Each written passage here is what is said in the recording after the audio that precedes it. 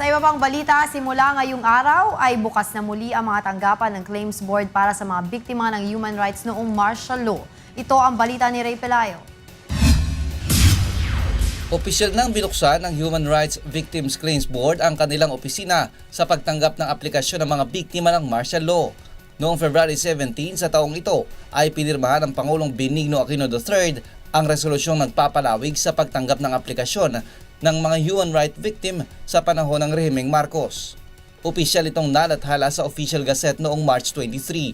15 days mula sa paglathala ng joint resolution sa Official Gazette, doon nagsimula ang resumption ng filing period. Kaya ngayong araw na ito tayo nag-resume, April 8, 2015. Halos 47,000 aplikante ang natanggap ng ahensya sa unang 6 na buwan ng filing period na natapos noong November 12, 2015.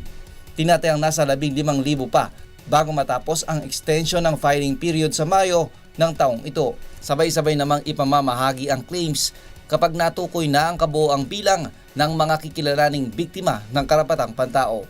Kahit ikaw ang pinakauna o kaya ikaw ang pinakahuli, sabay-sabay lahat sila tatanggap. Dahil kailangang matapos ng board ang pag-aaral, pag-imbestiga at pagdidesisyon dito sa lahat ng mga aplikasyon na ito dahil yun ang magiging basihan kung kung magkano ang kanilang matatanggap.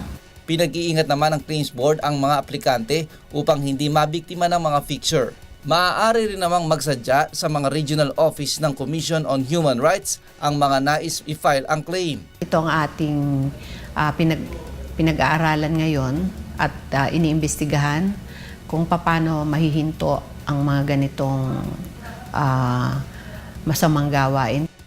Matatagpuan ang head office ng Claims Board sa UP Compound, Diliman, Quezon City. Ray Pelayo, UNTV News, Worldwide.